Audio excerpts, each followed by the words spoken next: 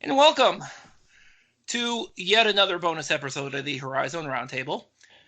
I am Bob McDonald, and you can find me on Twitter at Bob McDonald. And joining me, of course, is my co-host Matt Dudek. Hey there, everybody. And Matt, of course, obviously I'm a fumble fingers on my end, but Matt, you can find at Horizon Matt. And you can find the podcast on Twitter, of course, at Horizon RT. Now, obviously, we've got a bunch of stuff that's going on next week, so unfortunately, Matt, you will not be involved. I really want to give you one more chance to jump on the podcast before you were gone for the month of March. We'll be sad to see you go naturally. But we have John Parker on with us as well. So I just wanted to introduce John before we get into any of this other stuff. Thanks, Bob. Good to be here. And at JJ Parker 084 is where you can find him. And of course, John basically, he's the power rankings guy. We've been driving him nuts all season. So anyway, so I think you guys all know why we're here, what we're doing here. We finally got the official word that Detroit Mercy is not going to be in the conference tournament. So that whole APR business we've been talking about forever and ever and ever has finally reached its climax, and the Titans will not be coming in. So basically, every that pie in the sky scenario that I proposed last week when last episode with Horizon Boy, you can basically just forget that because it's all crap. So the reality of what's going to happen is the following, and the Horizon League actually has already immediately modified the tournament format so that it's going to be 1 through 9, and the 3 seed is going to get a single bye. And then after that single bye, they get the reseeding, so they automatically play the lowest seed remaining. So, like, say IUPUI goes off, the 3 seed automatically gets IUPUI the next game, and now IUPUI needs to have 2 huge games in a row, which that's a huge advantage for the 3 seed. Absolutely. This is true. I think with the way that this played out, the 3 seed is actually in some ways better than the 1 or 2. You don't have quite the long layover. You get a home game. You get to keep your legs under you a bit while playing some lower seeds. I think the 3 seeds got a leg up. Oh yeah, absolutely. Which, by the way, we're recording this on Wednesday night. Probably a little later on Wednesday night than we would probably want to, for reasons that I won't get into, because I like the Masked Singer people. Who won? But yeah, by the way, I hope you've all watched the Masked Singer. Dionne Warwick went home this week. So what is this Masked Singer you speak of? Do you want to spend the whole time on this? But No. So the bottom line is that anyway. So the Thursday, so beyond that, the Thursday game, this weekend's game, these last 2 games are probably going to be the most important games of UIC's, Green Bay's, and Youngstown State's entire season. All of this is leading up to this. In fact, the Thursday game between Youngstown State and Green Bay, basically, that's definitely going to be the season for Green Bay, because they definitely need to. I think the scenario is if they win out and Milwaukee finishes above Oakland, then they get the 1 seed. Then they're going to get the 3 seed. I know we've talked about it a million times, but now it's actually even more important.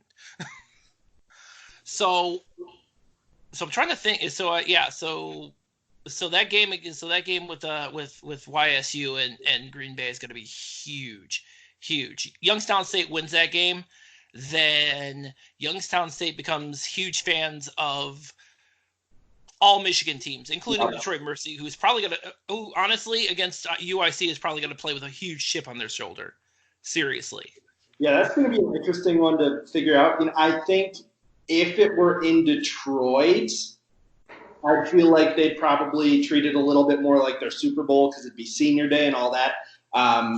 It's going to be interesting to see if they, really go go in guns blazing, or just you know what? I think you're coming. I think Detroit Mercy on Thursday night against UIC is gonna play pissed off, as they probably should. I mean, because I think they're gonna play pissed off. I really do. That's my opinion. I actually disagree. I think they're going to roll over. Really? I don't I know. do. I mean, it just seems to me that this is not this is. I don't know. I'm not convinced. I'm not convinced. I definitely think, just judging from Antoine Davis's Twitter feed alone, he's probably going to be. I know he's probably going to be going off. See, here's how the way I see it is, yeah, I agree. Antoine Davis is going to play pissed off. He cares. For most of those players, the coach has shit on them for the past couple weeks publicly, and now they don't even have anything to play for. I'm phoning it in probably. I mean, and Okay. I think so. I think you might see it from some of them. I mean, just the I could amount. definitely see in that scenario, it could be one of those games where Davis has to shoot the ball 25 times, and those really haven't gone well. We all know that the record. This is very true. I don't know. I mean, I'm kind of on. I'm personally, I think I'm kind of on the fence in this. That's where I am too. Let's be honest. But let's be honest. I mean, this whole thing with the APR ban, this is a long time coming. I mean, we're literally not even a week away from the start of the conference tournament. And I said it last episode. If there wasn't going to be anything coming out, if anything hadn't come out before this, I was of the opinion that they were going to still not be able to do anything. I'm glad to be proven right on that, by the way. I mean, 2 weeks ago, the Horizon League waited and waited and waited. They finally released the conference schedule with all 10 teams, which made me think they knew, okay, this is locked in. Like, that's why I'm surprised that this has all gone down. I mean, I guess. I mean, It also kind of seemed like, I know there was that radio show where Mike Davis was treating it like they were in, and Link Garner was treating it like they were in an interview with the Green Bay coach. Is that? Yeah, but now they're not in, and it's. I mean, the whole the whole situation has just kind of been just a mess from the beginning. I mean, I'm not entirely surprised by it at all. I mean, just given the entire situation, because of, and we've talked about it so many times about how this whole thing came to pass to begin with. As we're, if we're thinking about it, because as I understand it, the APR, the academic progress rate. I believe the floor, the minimum qualifications for any team any NCAA team in Division I is a 930, and I think it was published that Detroit's was at a 920. It was literally just right below the standard. I think, and I can't remember. Yeah, so I mean, if you look at just kind of where that number is. It's not hard to figure out where they could have picked up a couple of those, where they could have picked up a couple of points. Not hard at all. Not hard to figure out, hey, this is why this is happening. I mean, we have two reasons. Two guys who took a gap year. Go ahead. Sorry, Bob. I'll finish that thought. Oh, no. Go ahead. I know that it's so easy to pin it on Jermaine Jackson and Jack Ballantyne for the gap year, and I agree that it was shitty. And if you ask me, I think Jermaine Jackson Sr. was probably behind it with the inside information that it would tip the scale, and it was kind of LaMelo's handler. Remember, he's down in Australia now, chilling with LaMelo, who's probably going to be the top pick, either the top pick or he's absolutely going to be a lottery pick, but. I don't know if he's going to be the number one, but he's definitely going to be a lottery pick.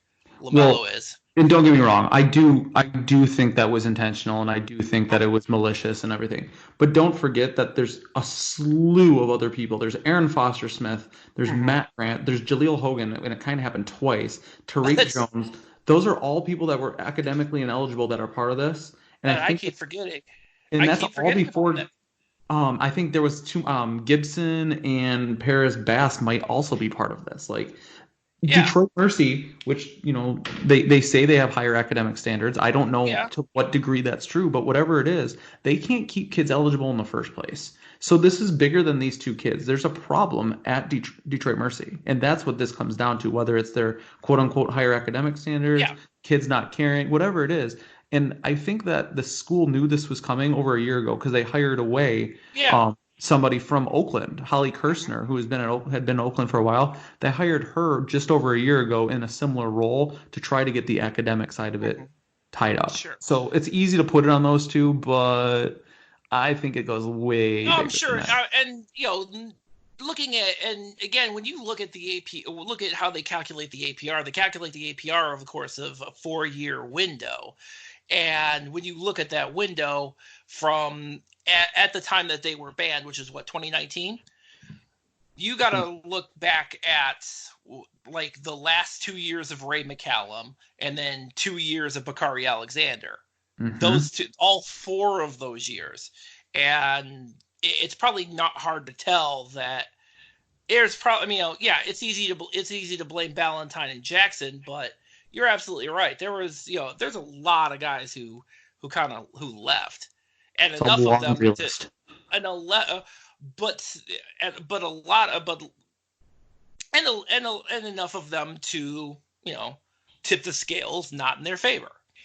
So, I mean, but and I guess the only saving grace here is, I guess the question now becomes, now that this has finally come to pass, now that we've gotten to a point where Detroit is officially out, what happens to them next season?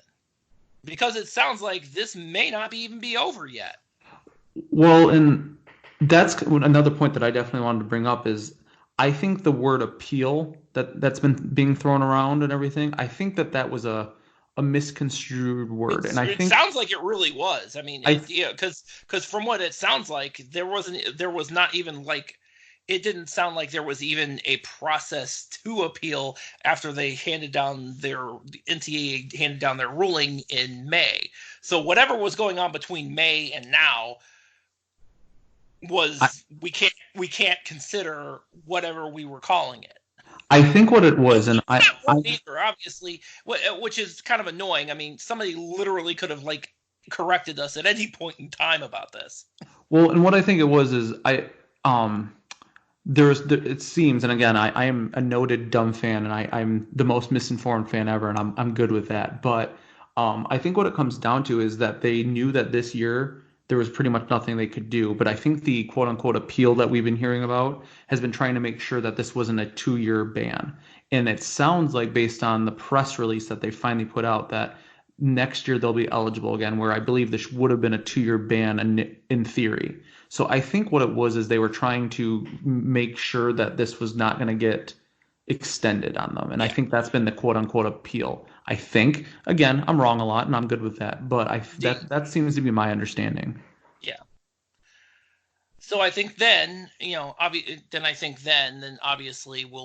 then if you're Detroit Mercy, obviously you're working towards next year. And it's funny you bring that up also too. Had this been a 2-year ban, it doesn't sound like it is. We may not know for sure, but it doesn't sound like. I think it's just going to affect this year and not next year, hopefully. Because if it was a 2-year ban, then that causes a lot of I think that would have raised a lot more questions had they extended this APR ban to 2 years. I mean, it really would have. Oh, I'm trying to find it. The Detroit Mercy press release they put out said that there were going to be no further sanctions, essentially. I can't find them. There you go. And that's fine. So if that's the case, which, that's a good thing. If that's not true, then it makes this an even bigger science fair mess, and someone needs to lose their job, and that comes down to Vols. I think the way this has been handled by Detroit Mercy is just pitiful, and all 15 fans of Detroit Mercy should just be ashamed of their school, truly. I'm not even. Well, if you look at, I mean, you've been on the message boards. There is a lot of discussion about this, and none very good. But there's still a few people defending it. I can't wrap my head around that. I wouldn't defend it if it was Oakland. You can't defend this. somebody needs to lose a job over this, and Yeah. it's probably be your AD. If nothing else, they should have put out a press release months ago. They should have made sure their own coach was informed and not saying wrong information. Like, this is just so poorly handled, and it's really a microcosm of the program. And this kind of goes back to, and again, this actually kind of goes back to something I said a few months ago for a completely separate situation when we were talking about the Rashad Williams case, where Cleveland State didn't say anything, and now, by the way, we kind of know why. Now we kind of know why they weren't, because they were I think they were using the under the veil of pending litigation at that point in time. So I'm sure they probably threw that under there, but they did eventually say something. And this is the same thing with Detroit Mercy. They basically put out they didn't get in front of it. And I think that's their biggest issue, that they didn't get in front of any of this. And so we're sitting over here kind of, well, not necessarily us. I mean, by and large, who's this affecting? Me? No. You? Probably not. John? No, most likely not. I mean, this is probably, if anything, it probably benefits whoever's in third place, be it Green Bay, UIC, or YSU. I'm sure they're dancing. I'm sure their fans are dancing in the streets right now. A couple of those schools don't really have fans, but go on. Anyway, that notwithstanding, I'm assuming you're referring to UIC. Sorry, UIC, John. Can't help you, man. I mean, YSU doesn't. I mean, they've kind of come out of the woodwork a little bit recently. They're everywhere now. This is actually, I'm glad too. So that I was getting. I remember listening to one of their games a few years back, and they just had the one guy yelling. You could hear everything he was saying because there was no one else doing anything. Was that pre-Calhoun or post-Calhoun? I'm not sure. It's been a few years. It was probably pre-Calhoun, because Jerry Slocum was just playing Iraq, and doesn't really surprise me. Let's not forget that for at least a year on this podcast, Jimmy actually, I believe he dedicated like a minute or two every episode from like 2015 or 2016 to throughout the entire 2016 season, 2015-2016 season, asking openly why YSU was in this league. That was 4 years ago. Obviously, things have changed for the better for them considerably. For everyone else. That's true. So yeah, I'm sure that I'm sure that their fans are just whoever wins out this weekend is probably just probably a little bummed that they're not going to have it. They're not going to be hosting a home game. Although if I'm UIC, I'm not too terribly worried about that. It's kind of a 0-sum game for them. But everybody else, I mean, but yeah, you're still getting the single bye. And I keep forgetting, I'm glad you brought this up. You guys brought this up, is that the 3 seed is going to play the lowest seed left. I completely forgot about that.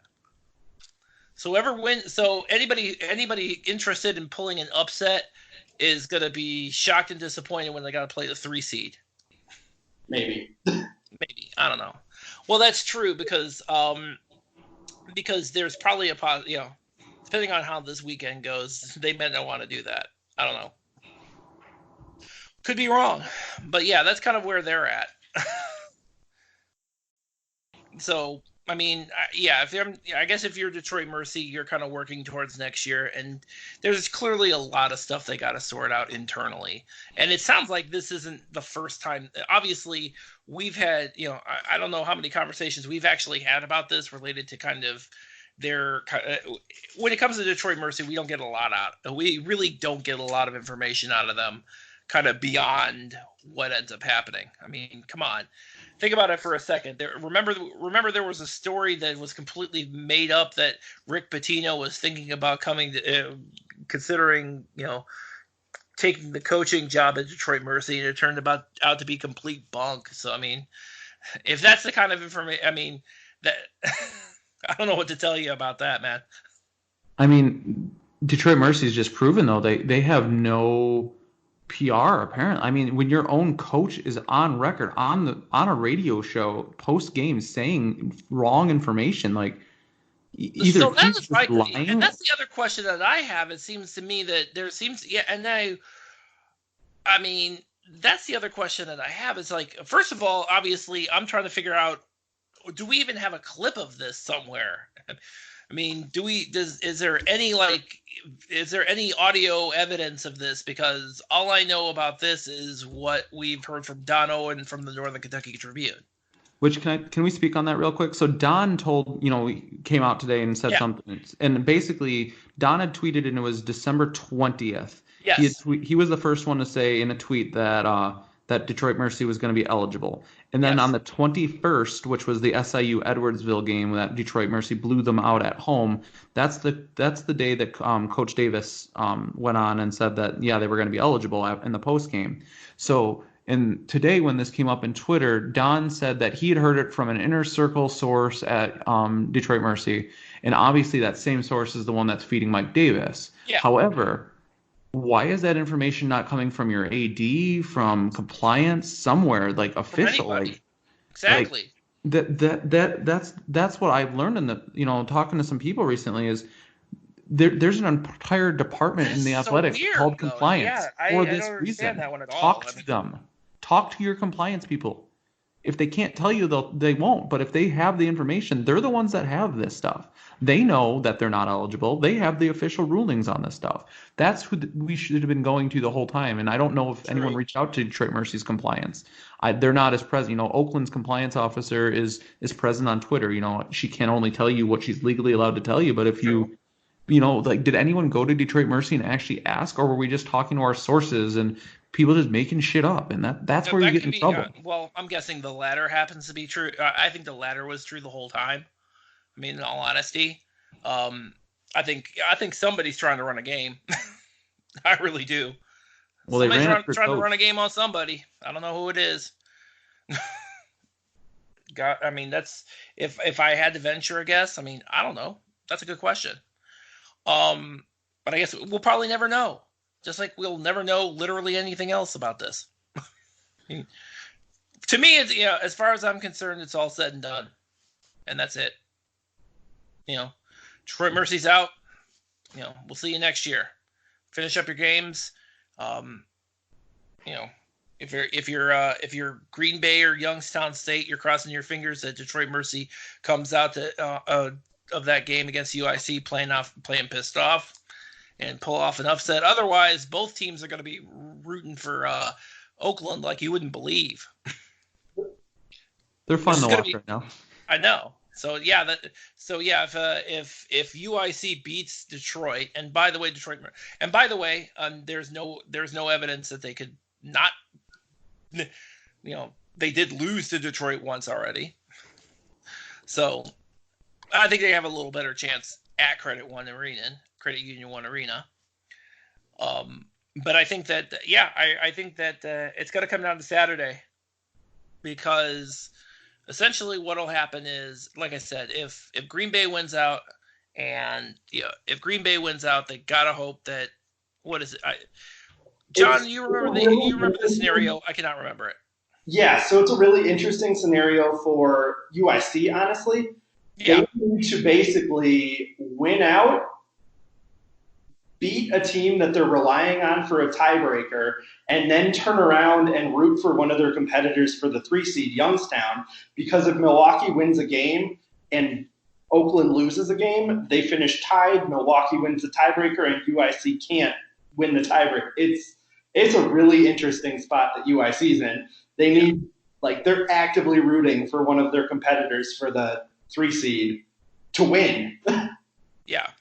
Well, no, actually, if I understand it correctly, so if Youngstown State beats Green Bay on Thursday night, and if UIC loses to either Detroit Mercy or Oakland, either one, it doesn't matter what happens in that last game with Youngstown State and Milwaukee, because Youngstown State will have their tiebreaker and they'll finish in third place. Yes. If they beat Green Bay. Naturally. Youngstown wants there to be a big jumbled mess or to just win it outright, because with the other two schools both beating Northern Kentucky, Youngstown only wins tiebreakers if it's all head-to-head, which would be beating Green Bay and then like a 3-team tie, or just flat out they win their last 2 games and Green Bay and UIC don't. Yeah, basically. That's true. I'm sure your head is spinning at this point in time, John. Well, tiebreakers I'm comfortable with, and I've got Probably more another comfortable team with than you've locked been down on all power. the rest of the season. I've got another team locked down on the power rankings. Detroit's going to be 10th next week. Well, I mean, by virtue of the fact that they're ineligible, yeah, you kind of have to put them there. I agree, John. I agree. I would much rather play a team that would have to forfeit if they took the court than a team that wouldn't. Very true. Very true indeed. So, anyway, all right, this is going to wrap it up. And by the way, I don't know if I think we have one listener, by the way, live. We actually were, I think, I'm not 100% on this one, but I think we finally got the live feed via Mixler actually working. Yeah. And of course it doesn't. And of course it's right at the end of the season. That's fine. So yeah. So if this actually did work, whoever happens to be listening at this point, for the love of God, let us know if you can hear us all. Because if you can hear us all, then we may be exploring doing this again next season. Because why not? But yeah, I wanted to kind of talk about this whole scenario with Detroit Mercy, and also since Matt, you are in fact not going to be on the podcast for the next month, I wanted to give, and you weren't able to come on with Horizon Boy. I wanted to give you one last chance to come on to talk Wait, today. can I break some news real quick? By all means. Per Tony Paul, Oakland's freshman forward Jackie Harris is out for the season with a broken ankle, scheduled to have surgery Friday. Yeah, man, when it rains, it pours, dude. I mean, not a huge component, but still, he's played some minutes recently, so that's I think he played in the last game, so I don't know when that happened, but yeah, done for the season, Jackie Harris. Yeah, bummer. Yeah. I mean, man, they just can't win for losing over there, man. Hey, we're doing okay. A rough week for Detroit, but man, so I don't know what that's terrible. There you go. Anyway, so that's gonna do it to our one listener. We appreciate you listening, and again, let us know if we actually did. You could hear all of us. I'm assuming since you were listening the whole time, you heard us all, which is awesome. Because if that's the case, then we're gonna try to do this next year. Probably during the conference season, I would think, and probably not with I'll probably find two people want to do this live because I don't think I can do this. I'll just lose my mind doing this. You have too much Masked Singer to watch. Don't lie. That is true too. Yeah, I'm not even gonna lie. I do. Although I will point out that Masked Singer usually doesn't start until after the Super Bowl, so I don't know. All right, so so next week is just jam packed. We got Jimmy Lemke coming back and me and him are going to talk postseason. Sorry, John, our postseason picks and your postseason picks, I know you're going to be posting them next week. Maybe different. We'll find out. That's all right. But yeah, so Jimmy and I are going to break that down, and then we're going to have back-to-back episodes. The second episode is going to be with Justin Kinner. So I'm personally looking forward to that myself. So just because. And I'll talk to everybody in a month. You will talk to everybody in the month. And you're going to be, yes, Matt is going out on tour, I believe. That's right. My real life, I'm a professional percussionist / drummer, believe it or not. And I got to go out on a tour for a month, hanging out with the Celtic Angels national tour. So. And in the month of March, and with a name like Celtic Angels in the month of March, I'm pretty sure I'm sure they're plenty busy. Yes. So if you happen to see the Celtic Angels are near you, let me know. We'll hang out. Grab a drink. There you go. So, all right. Well, that's gonna wrap it up. We're back on a regular schedule next week. Well, not regular schedule. We got back-to-back episodes. But anyway, you can listen all, and of course, and John, again, thank you for joining us as well. Of course. Thanks for having me. Of course. So, and as always, you can find episodes of the Horizon Roundtable at horizonroundtable.com. You can find it wherever you find podcasts and on your Amazon or Google devices. Thank God I didn't say Apple this time. So that's going to do it. And thank you guys for listening. And some of you, thank you for listening live.